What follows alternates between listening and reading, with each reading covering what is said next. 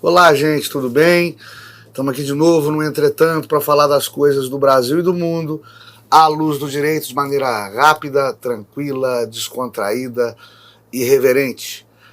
Clica no canal, ativa a sinetinha, inscreve, aceita a notificação e fica com a gente, porque hoje nós vamos falar da variante Omicron, a nova cepa da Covid-19, que já é Covid-121, e ninguém aguenta mais isso. Nós vamos falar do desbloqueio de bens de Lula, da Interpol, que não cumpre as ordens do super supremo ministro Alex de Moraes, e Olavo de Carvalho, que sai do Brasil às pressas, repentinamente.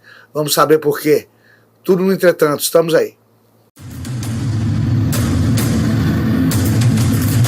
Não me ajoelho com politicamente correto, não, porra. O juiz não tem que entrar em pilha de mídia, tem que atuar fazendo justiça.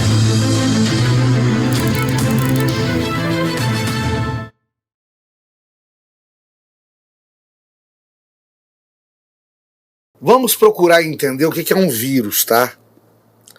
O vírus é uma forma de vida que se beneficia de seu hospedeiro, eventualmente desprestigiando a saúde, fazendo passar mal, adoecendo esse hospedeiro, né? Uma outra característica do vírus também é que ele se comunica de um hospedeiro para outro, ou seja, ao contágio, através de vetor. O hospedeiro do vírus é também o vetor desse vírus. Ou seja, eu me contamino, o meu organismo vai responder ao vírus eventualmente de maneira negativa, vou adoecer, e além de me contaminar e de adoecer, eu transmito. Este é um vírus. E a Covid é um vírus. E ninguém tem dúvida quanto a isso. Portanto, quando eu me contamino e transmito, eu estou queimando no bom sentido, duas etapas da disseminação do vírus. Eu que me contaminei não vou pegar de novo aquele vírus, e a pessoa que eu transmiti também não vai pegar de novo aquele vírus, certo? Se eu não me contamino, mas tomo a vacina, essa vacina vai me imunizar em X%, 40%, 50%, 60% de força de imunização, de possibilidade de não ser contaminado pelo vírus e, se contaminado for, não adoecer com o vírus. Ou seja, o que o contágio direto, o que o contágio secundário, indireto, e o que a imunização por vacina fazem o quê? Diminuir o espectro de incidência de contágio pelo vírus. O vírus vai continuar existindo, ele é uma forma de vida, ele não morreu, ele não saiu fora do planeta Terra, nem da Via Láctea, nem da galáxia e nem do universo. O Covid-19 veio para ficar, e ele causa uma moléstia, ele compromete a vida humana. Ele compromete a vida humana. Nós conseguimos isolar bastante o problema, diminuir bastante o problema, evitar o máximo possível o contágio. Com o quê? Com a imunidade de rebanho, falamos dela aqui no começo dessa prosa, e conseguimos evitar também com a imunização, cada vez mais eficiente, cada vez mais plena no Brasil. Mas não é possível conter todas as possibilidades de replicação e de mutação desses vírus. E não é possível impedir que esses vírus continuem, vez ou outra, a contaminar parte da população. Sobretudo parte da população não vacinada. Sobretudo parte da população que não quer vacinar. Então, quer dizer, vai continuar tendo Covid-19, como vai continuar tendo malária, como vai continuar tendo rubéola, como vai continuar tendo AIDS, como vai continuar tendo uma série de doenças. Uma série de doenças que entraram para para a literatura médica para nunca mais sair. Entraram na história da humanidade para nunca mais sair. Nós temos que aprender a conviver com a Covid-19. E não será com estardalhaços, com novos lockdown, com medidas de distanciamento social rigorosas, com fechamento de fontes produtivas de economia, com fontes de postos de trabalho, né, prejudicando mais ainda a economia, que nós vamos aprender a lidar com a Covid-19, que, repito, veio para ficar. Então não tem variante X, variante Y, variante Z, é traçar todas. Com o quê? Com saúde, vacina e sem medo. E sem bancar o bobo também. Tome os seus cuidados, mas eu sou absolutamente contra fechamento de qualquer atividade econômica já no final do ano de 2022. A economia brasileira e mundial não suporta mais o engessamento das suas fontes de produção, sobretudo turismo, hotelaria, lazer, viagens. Chega. Aí nós vamos parar de morrer de Covid para passar a morrer de fome. O negócio é não dar bobeira, é usar máscara onde tem que usar máscara, é vacinar, é evitar risco desnecessário e inútil e bola pra frente. E parar com esse negócio aí de variante Omicron. Isso parece nome de vilão de filme dos Vingadores, tá? Vamos parar isso aí, estardalhaço também, não ajuda em nada. Isso aí para tentar segurar até a eleição de 2022, para prejudicar o candidato à reeleição que já está na frente aqui no Brasil e que nós já sabemos quem é, tá bom? Os bens do Lula foram desbloqueados pelo STF. Ninguém conseguiu me explicar ainda por que é o STF o competente para o desbloqueio dos bens do Lula. Vou explicar para vocês. Lula foi processado, julgado e condenado pela Vara Federal de Curitiba dos políticos Sérgio Moro e Deltan Dallagnol. Este processo foi para o TRF, do TRF foi para o STF, no STF esse processo foi anulado, porque a autoridade Moro seria incompetente, porque não haveria conexão entre o procedimento contra Lula, por causa do sítio de Atibaia, por causa do triplex do Guarujá, e os crimes envolvendo a Operação Lava Jato, que fixaram a competência de Sérgio Moro e de sua trupe lá de Curitiba. Então, com base no entendimento de que isto foi irregular e ilegal, e que isso anulou o processo, porque feriu o princípio do juízo natural, que não seria Moro, o STF anulou o processo. Como ele anulou, presta atenção, como ele anulou todo o processo contra Lula, desde o recebimento da denúncia, eventuais medidas constritivas, eventuais cautelares, eventuais decisões do Moro que teriam tido o condão de prejudicar o nosso ex-presidente da República, por exemplo, busca e apreensão de bens, por exemplo, bloqueio de bens, por exemplo, bloqueio de recebíveis, ou seja, aquilo que o Lula vem a receber também estaria bloqueado, né? Enfim, todas essas medidas cautelares constritivas que constringem, previstas no Código de Processo Penal, se tomadas pelo Moro, são decisões nulas, ou seja, elas não existem. Elas não existem mais no mundo jurídico. Elas não subsistem mais. E, portanto, os bens de Lula não estão mais constrangidos, não estão mais constritos, e não há necessidade alguma de que o STF se posicione a respeito. Quem teria que decidir a respeito seria o juiz de piso, o juiz monocrático, competente, diante do retorno da competência ao seu fluxo originário, normal e regular, que seria de Vara Federal de São Paulo, que foi aonde, hipoteticamente, teria ocorrido o suposto ilícito perpetrado pelo ex-presidente da República.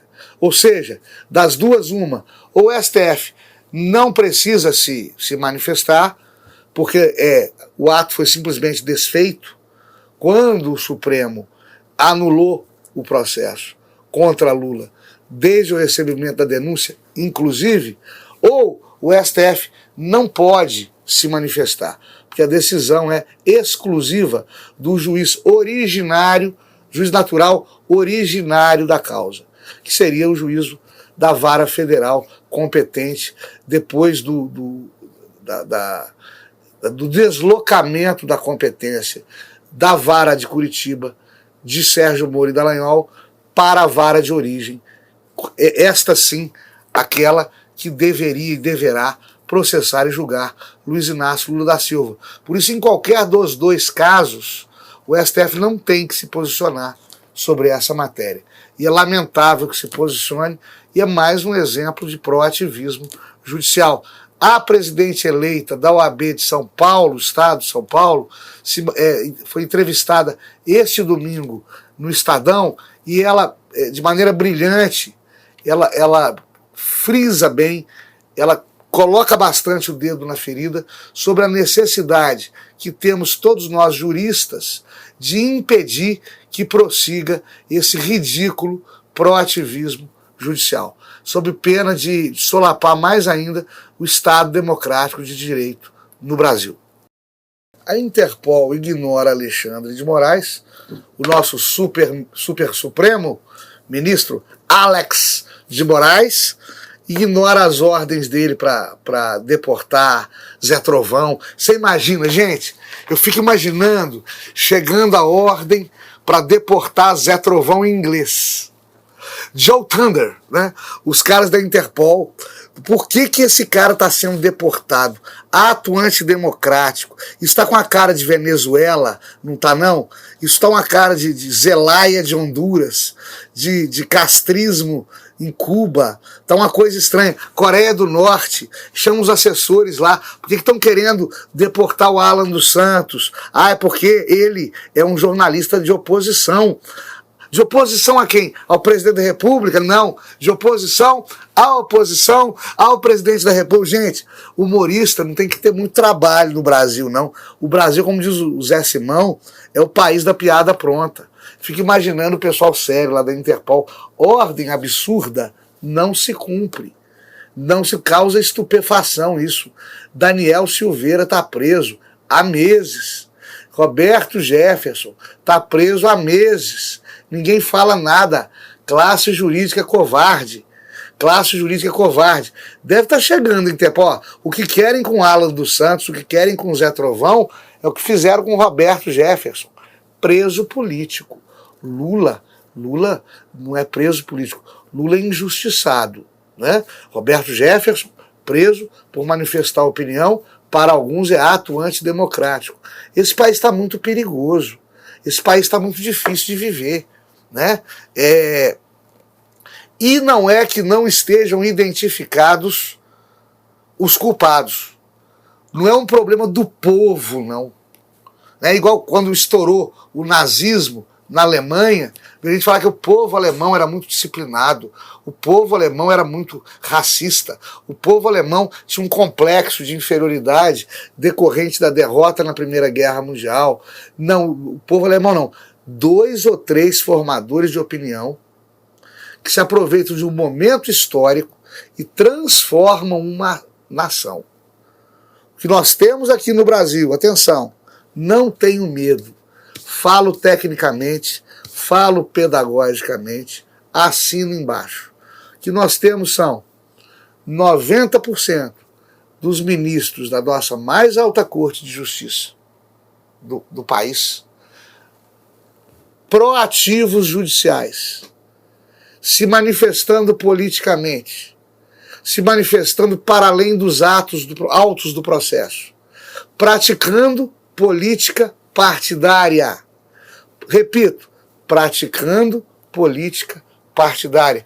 Podem manifestar opinião, tudo bem, mas essa opinião não pode guiá-los nos autos dos processos. O que eu falo aqui, eu repito academicamente, é um dos piores quadros do STF da história da República, se não o pior, é um reflexo. Eu já falei isso aqui para vocês.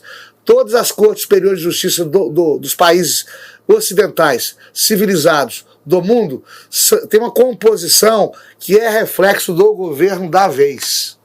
A nossa composição, que é esse quadro preocupante de militantes partidários, juristas, que militam ideologicamente, esta composição é reflexo de 14 anos de governo. 14 anos de governo de extrema esquerda. Extrema esquerda. É isso que o Brasil está virando, por conta deste quadro de juízes proativos, do ponto de vista pejorativo, influenciados ideologicamente. É por conta deste STF e de algumas instituições de mídia, de mainstream, algumas TVs abertas, algumas redes de comunicação, como a dona TV Globo, e também não tenho medo, não. É por isso.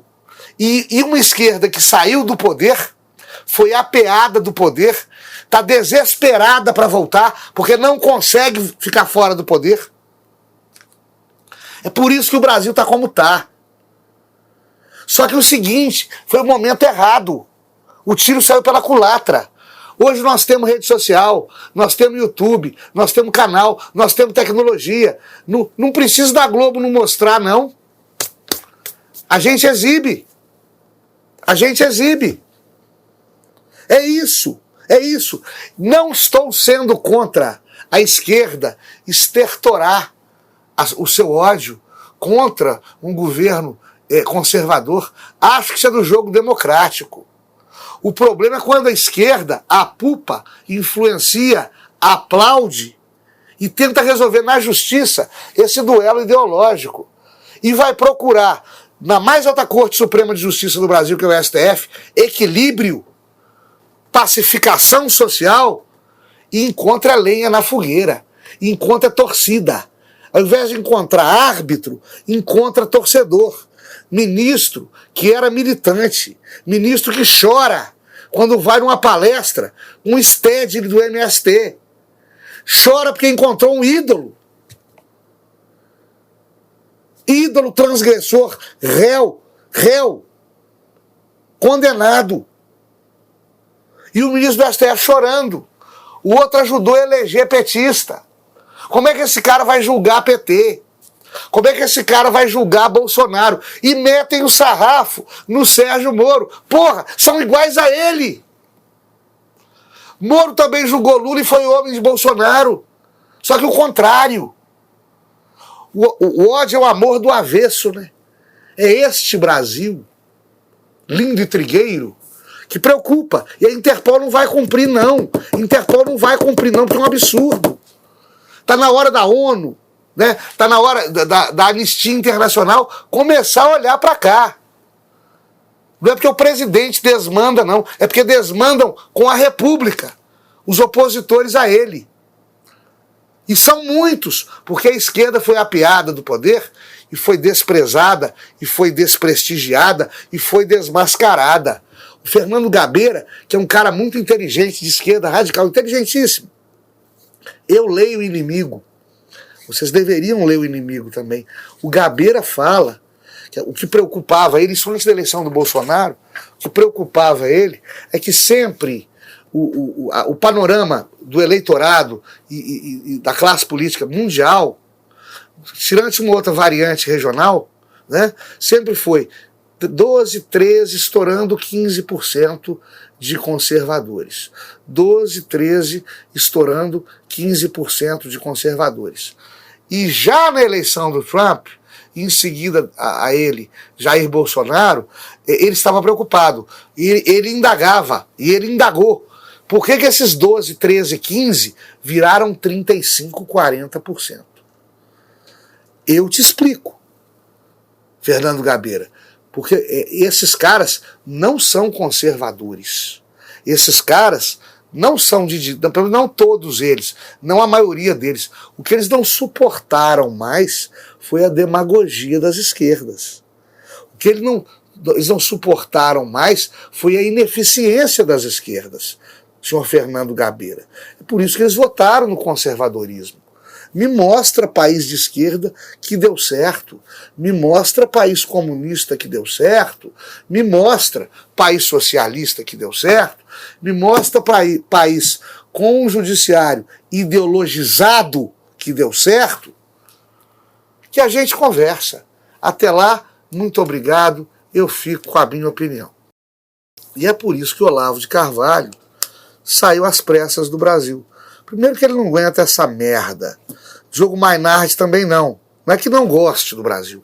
Não suporta mais viver no Brasil. Eu também não. Mas eu sou servidor público. O meu leite das crianças está aqui. Eu tenho que tocar isso. Ele foi ser atendido no INCOR.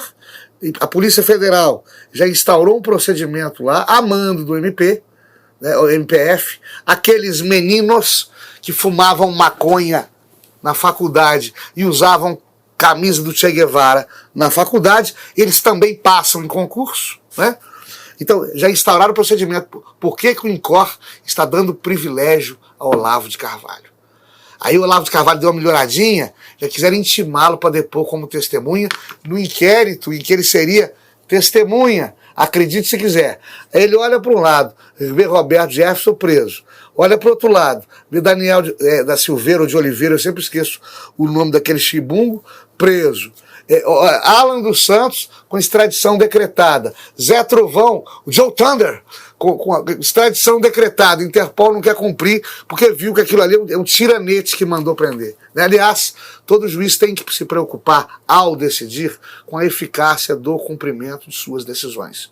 Senão vai virar motivo de chacota. Quem é juiz de carreira sabe disso. Infelizmente, o super-ministro Alex de Moraes não é juiz de carreira, não vai saber disso nunca. Vai aprender na prática agora, nós seremos as cobaias. O Olavo de Carvalho falou, eu aqui não fico não, sou cidadão americano, tenho casa na Virgínia, ganho royalties, direitos autorais, meus alunos pagam para mim uma vida confortável, eu ficar aqui, nessa republiqueta de bananas, fico não. Ainda não o tolheram na liberdade de ir e vir. Deixa meu sonho de consumo, morar lá fora e poder conversar livremente sobre o Brasil e os brasileiros. Aqui ainda paira sobre, apesar da gente tomar um cuidado muito grande com a legalidade nesse programa, mas assim, não existe mais nada razoável, não existe mais nada regular, não existe mais nada normal no mundo do direito, né? Quando não se agitam bandeiras vermelhas. Sempre que as bandeiras não sejam vermelhas, tudo pode acontecer para quem não segue a foice e o martelo. Até a semana que vem, vamos todos ficar com Deus. Dê o seu like, clique na sinetinha, inscreva-se no canal.